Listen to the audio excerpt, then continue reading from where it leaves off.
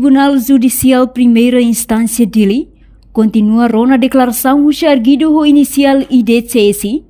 ba crime arma branca nebe envolve o arguido na ualu tamba comete crime hasoro lesado o inicial TDS. Arguido na ualu ne composto o arguido o inicial LMF JZG SAAZG JZG DDS DFZG ADAS no IDCS no dar membro arte ritual hitu nebe comete crime hasoro lesado o inicial DDS. E a sala de julgamento arguido IDCS confessa e a momento neba arguido sira hemutu hamotu honia colega sira e haitar clarang hodi causa ba arguido nia colega LMF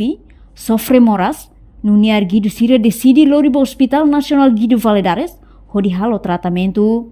mai beto i hospital médico sira haruka arguido LMF ba fali uma no banhira arguido sira fila husi hospital mak arguido IDCS honia colega sira hetang arguido DDS ema nain tolu mak baku tonia monu iha estrada nunia arguido IDCS honia colega hakilar hodi suspeito nain tolu ne halaitia no arguido IDCS ajuda lorinia baninia residência. Foi rona tia declaração husi arguido IDCS tribunal adia julgamento baloron sanulu racing walu bulan dezembro tinarihun rua ronulu racing 5 e tuku hatlok raik. Tuir acusação nebe mag juiz coletiva lesai processo katak e lorong hitu bulan agosto tinarihun rua sanulu racing hitu e tuku tolu horas Timor Leste arguido sira ho condição glano sai motorizada ho kanu racing halai estrada público ho di kontra transito husi akait babairo Formosa.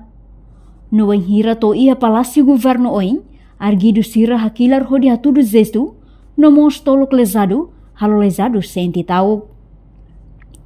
Banhira motorizada sirene fila fali husi bairo Formosa arguido sira balung lori rama ambong hana lesado enquanto balung fali lori fatuk tuda lesado ne limang resulta lesado ne limang parte karuk hetang moras no metang. Portanto, motivo husi caso ne tamba problema arte marcial hodi hamosu intranquilidade ba público. Arguido nudar coautoria material ba crime utilização ba arma branca tuir artigo ruanulu número rua a linha A no mos artigo atus rua número ida husi lei número 5 barra rihun rua sanul racing hito. Ikusliu audiência julgamento ne preside husi juiz coletivo José Maria Ercília de Jesus Ana Paula Ministério Público representa husi procurador Aderito Tilman no arguido hetang assistência legal husi defensor público Manuel Exposto.